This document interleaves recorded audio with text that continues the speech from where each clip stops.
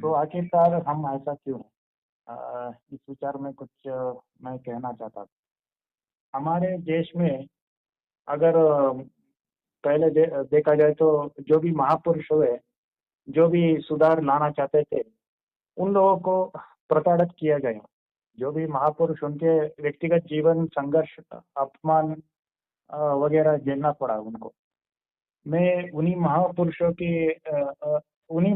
के पुतले बनाकर भ्रष्ट नेता मिठाई बांटते हैं, और उन्हीं उनकी जनस्थिति में लोग छुट्टियां मनाते हैं, अगर देखा जाए तो।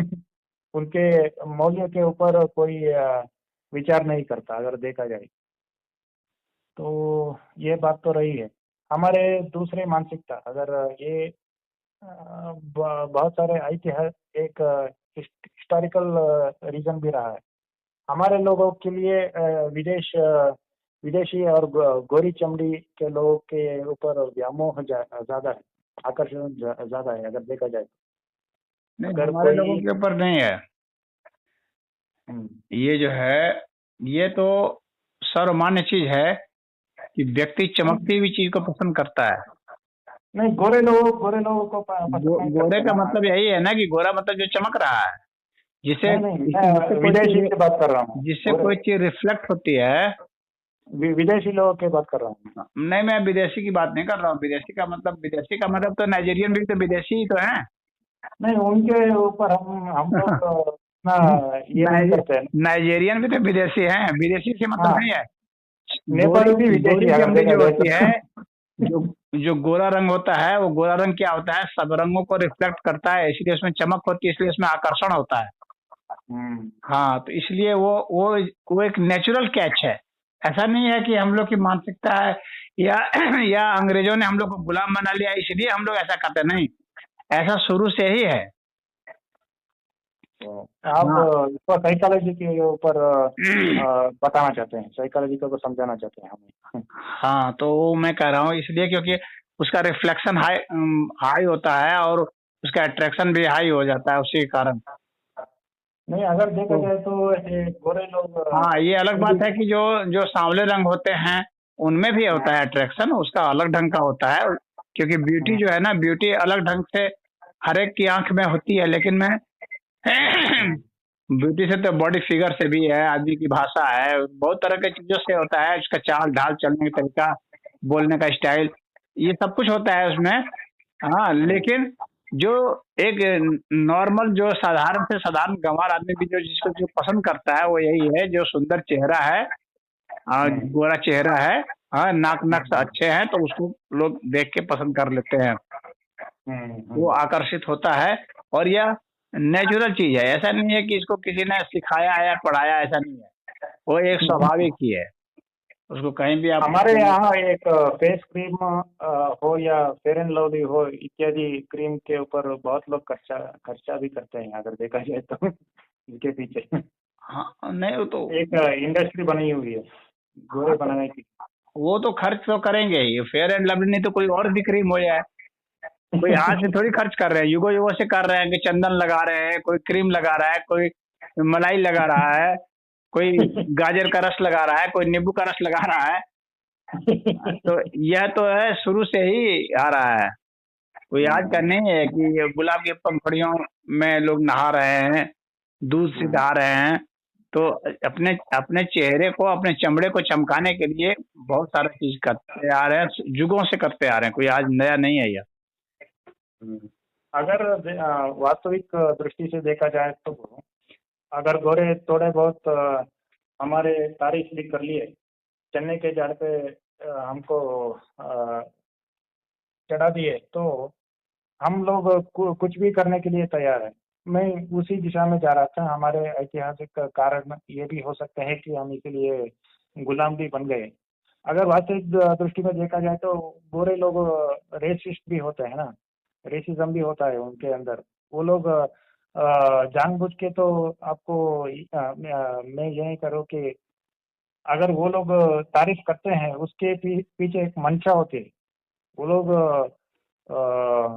हर किसी को तारीफ नहीं करते, उनके पीछे एक मकसद भी होता है। गोरे लोग तारीफ करें तो, अगर करे आपको आपके कान कड़े होने पड़ेंगे अगर देखा जाए तो आपको अलर्ट होना पड़ेगा। ये कुछ ना कुछ तो घोटाला है यहाँ पर, अगर गोरा आपका तारीफ कर रहा है तो। जाहिर सी बात है कि वह तो तारीफ तो एक वाक चातुर्य होता है, और किसी की जेन्युइन प्रशंसा भी की जाती है। अगर किसी ने कोई वास्तव में कुछ ऐसा काम किया है जो अनोखा काम है, तो लोग तारीफ करते हैं, तो उसमें वे भी तारीफ करते हैं। उन्होंने भी कुछ अच्छे काम किए हैं तो उसको यहाँ के भी लोग तारीफ करते हैं।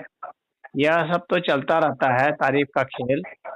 हाँ, यह तो आवश्यकता के हिसाब से आदमी अपने व्यवहार को बदलता है। आपकी कुछ अच्छी स्थिति है कहीं, आपके सबसे ज्यादा तारीफ किस चीज की होती है? ज्ञान की होती है और धन की होती है। हमारे पंचतंत्र में साइंस टेक्नोलॉजी नॉलेज की होगी और पैसे की होगी, तारीफ इसी की होगी। उसके बाद तो फिर ठीक है, अन्य चीजें हैं, कल्चर है, ये है, वो है, ये सब होते हैं। लेकिन आपके पास अगर धन नहीं रहेगा तो आपके पास जो कुछ भी रहेगा ना, तो वो आपको है ही देखेंगे। मनी बहुत महत्वपूर्ण है। हाँ, और मनी आपके पास तभी आएगी जब आपके पास साइंस टेक्नोलॉजी और नॉलेज डेवलप होगा, तभी मनी आएगी। ऐसे मनी नहीं आने। हमारे कहानी में एक पंचतंत्र में एक कहानी है ना, क्रो और फॉक्स। जो कौवा है उसको फॉक्स तारीफ कर देता है तो वो कौवे के मुंह से वो निवाला गिर जाता है। तो इस हिसाब से कहावत भी है अगर देखा जाए तो। तो हमारे धर्म ग्रंथ में भी इसको लिख गए उन लोगों ने, बहुत 1000 साल से पहले।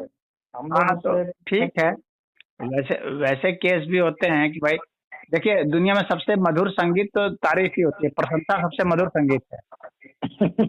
हर कोई जो है प्रशंसा अपनी सुनना चाहता है, अपनी निंदा कोई सुनना नहीं चाहता है।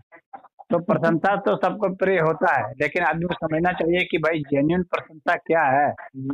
हाँ, और इस प्रशंसा के पीछे मंतव्य क्या है। कोई भी अगर आपकी प्रशंसा कर रहा है तो आप उसको गाली तो नहीं दे सकते ना। तो वह तो ठीक है, अपनी प्रशंसा को आप कर रहा है तो उसमें वो अपने लिए कुछ अच्छा ही सोच ही रहा होगा। अब आपको सोचना है कि आप उसमें गिर रहे हैं कि नहीं गिर रहे हैं। एक और निंदा, हम लोग का शास्त्र तो यही कहते हैं, निंदा और स्तुति में सम रहना चाहिए आदमी को। हाँ, वो भी एक गुण है ना, हम लोग निंदा नहीं सुनना चाहते। निंदा और स्तुति में जब हम सम भाव रहेंगे तो हमारा दिमाग सही रहेगा। हमारे एक और दूसरी पहलू में जाता हूँ। हम लोग दूसरों के कामयाबी से चिढ़ जाते हैं। अगर देखा जाए तो बर्दाश्त नहीं होता दूसरे के कामयाबी से। ऐसा कौन चिढ़ जाता है? नहीं, एक षड्यंत्र भी कर लेते हैं ना। अगर भाई दूसरे पड़ोसी के बीच में भी हो, भाई के बीच में कोई प्रमोशन ले गया नहीं तो एक स्पर्धात्मक रूप से भी एक कुछ चलिए कुछ लोग चिढ़ जाते हैं, तो इसका मतलब कि पूरे देश को थोड़ी कहा जा सकता है कि पूरा देश ही चिढ़ जाता है। क्योंकि एक गरीबी के अंतर्गत ही कुछ आता है ना। क्योंकि आप ज्यादातर लोग कह सकते हैं, क्योंकि ईर्ष्या द्वेष की जो भावना है ये आम लोगों में प्रबल होती है। ईर्ष्या द्वेष के पर नियंत्रण थोड़े बहुत ही लोग रख पाते हैं। साधक लोग होते हैं और सिद्ध लोग होते हैं, वे ईर्ष्या द्वेष से मुक्त होते हैं या मुक्त होने का कम से कम प्रयास करते हैं। और सामान्य आदमी तो ईर्ष्या द्वेष में रहता है, तो इसलिए भाई उसको थोड़ी चिढ़ होती है। तो सामान्य आदमी तो उनकी संख्या ज्यादा है ही। हमारे देश के जनसंख्या में ज्यादा है ना, तो इसके हिसाब से तो ज्यादा लोग यहाँ पर भी पाए जाते हैं दूसरे वर्ल्ड के मुकाबले देखा जाए तो। अमेरिका के पॉपुलेशन तो एक 300 मिलियन में होगा, हमारे पॉपुलेशन तो 2 बिलियन के आसपास आ रहा है अगर देखा जाए तो।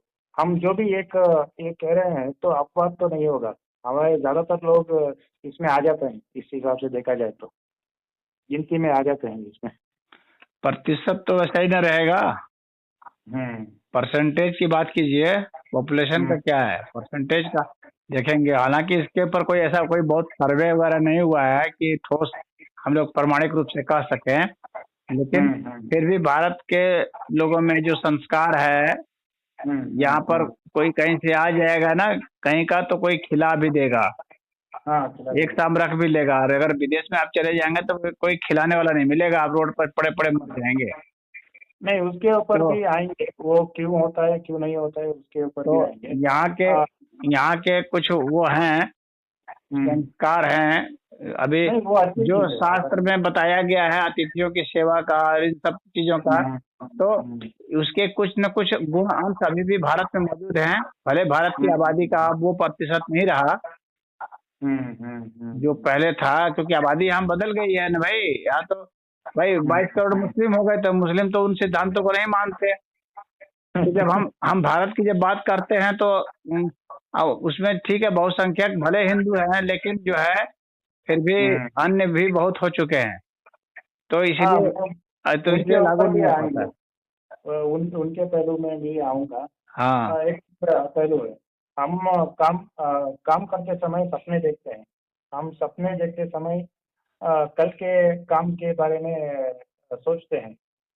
हमारे लोगों में आजकल देखा जा रहा है कि डायबिटीज हो, गैस हो, इत्यादि लक्षण भी आजकल पाए जा रहे हैं, कुछ लाइफस्टाइल के कारण ही। हम नहीं तो लोगों में डायबिटीज को याद का थोड़ी है, हम तो पुराना जब वो चरक संहिता पढ़ रहे हैं, वाग्भट जी की संहिता पढ़ रहे हैं, तो उसमें भी तो मधुमेह के बारे में दिया हुआ है।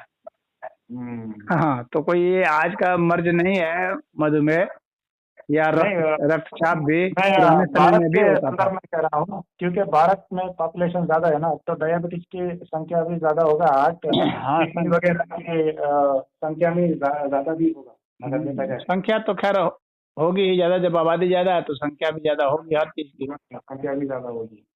तो यहाँ पर एक और समस्या ये है कि हम दूसरों के विषय के ऊपर बहुत आसक्त रहते हैं। अगर देखा जाए तो दूसरे पड़ोसी के ऊपर चुगली करेगा, और क्या उनके घर में सास बहू के गप्पे जो भी चल रहा है, तो उसके ऊपर भी लोग बहुत व्यस्त रहते हैं। ये भी एक पाया जा रहा है अगर देखा जाए तो। आजकल तो पड़ोसी पड़ोसी के बीच में कोई संवाद तो नहीं होता सिटी में, मैंने भी देखा है। तो जो भी एक आप मान लीजिए तालुक लेवल पर या गांव के लेवल पर, जहाँ पर आबादी बहुत नजदीक में रहती है, एक गली मोहल्ला इत्यादि के, तो इस संदर्भ में हम देखा जाए तो इस लक्षण को हम पाते हैं अगर देखा जाए तो। एक और पहलू मैं जानना चाहता हूँ, हमारे बच्चों में हम एक संस्कार संस्कार तो जरूर देंगे कि हम हम हमारे बच्चों को झूठ ना बोलने की या भ्रष्टाचार ना करने की इत्यादि को संस्कार तो हम देंगे अगर देखा जाए तो इसके पीछे का कारण क्या है? कारण ये है कि हम पड़ोसी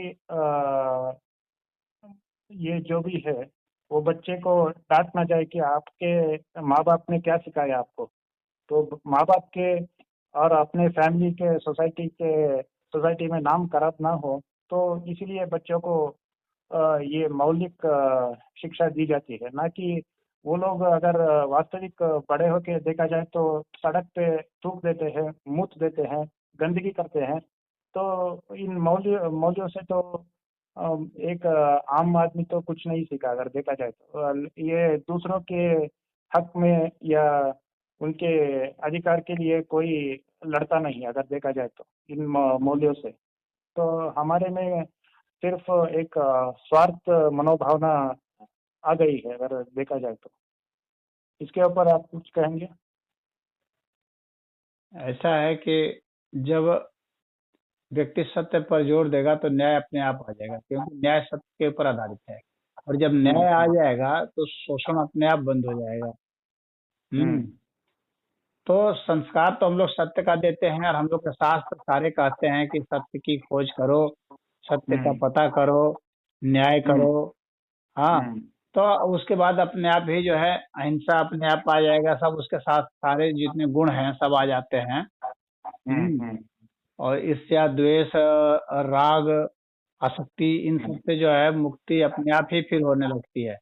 तो स्वतंत्रता, सत्य और न्याय, ये जो है, ये तीनों जो है एक एक दूसरे पर निर्भर करते हैं।